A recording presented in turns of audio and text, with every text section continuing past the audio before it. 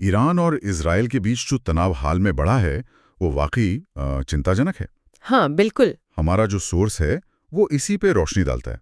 हाँ बिल्कुल। अप्रैल 2024 में जब ईरान ने पहली बार सीधे इजराइल पर ड्रोन और मिसाइल हमला किया तो दशकों से चली आ रही दुश्मनी का एक नया और शायद ज्यादा खतरनाक दौर शुरू हो गया लगता है। सही कहा। ये सिर्फ एक और झड़प नहीं थी, है ना? बिल्कुल नहीं। सोर्स इसे एक बहुत बड़े बदलाव की तरह देखता है।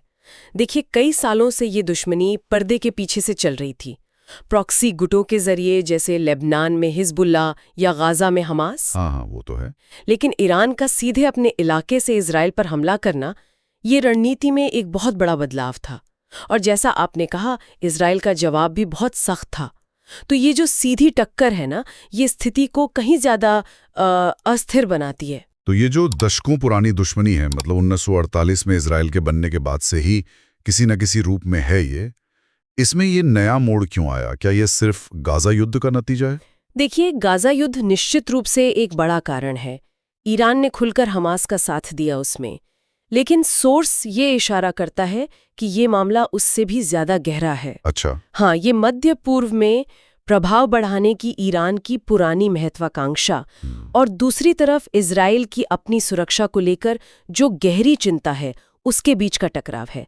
और फिर हाल की घटनाएं भी हैं। जैसे सीरिया में ईरानी ठिकानों पर हमले हुए या ईरानी वैज्ञानिकों की हत्याएं जिनका शक इजराइल पर जाता है, इन सब ने भी माहौल बिगाड़ा है।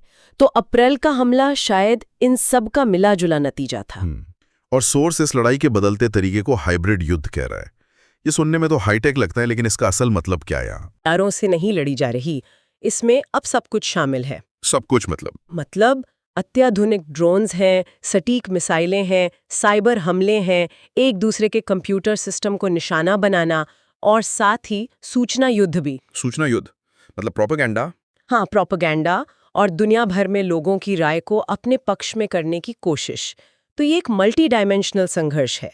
जमीन पर तो है ही, डिजिटल स्पेस में भी है और कूटनीतिक मंचों पर भी लड़ा जा रहा है। ये तो काफी उलझी हुई तस्वीर है।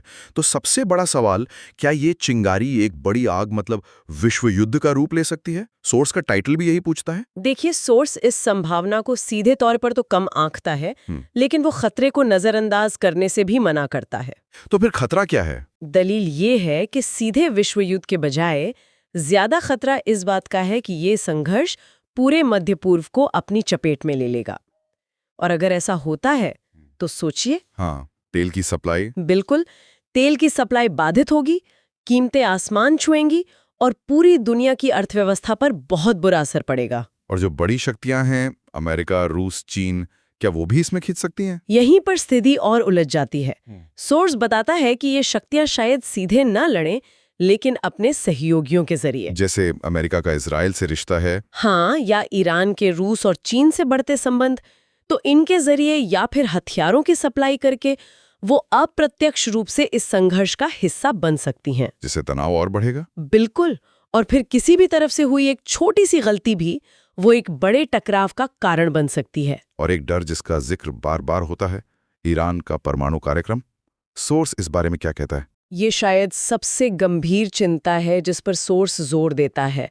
अगर ईरान परमाणु हथियार बनाने में कामयाब हो जाता है तो ये पूरे खेल को बदल देगा। हाँ, वो तो है। ये न सिर्फ इजराइल के लिए एक अस्तित्व का खतरा होगा, बल्कि पूरे मध्य पूर्व में हथियारों की एक नई होड़ शुरू कर सकता है।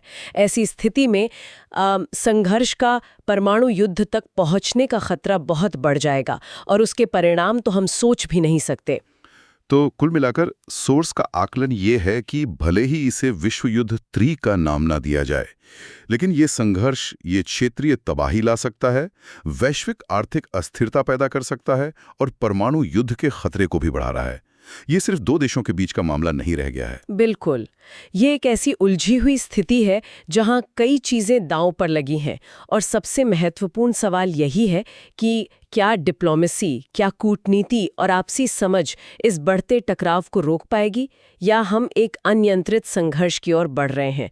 सोर्स हमें इसी अनिश्चितता के साथ छोड़ता है।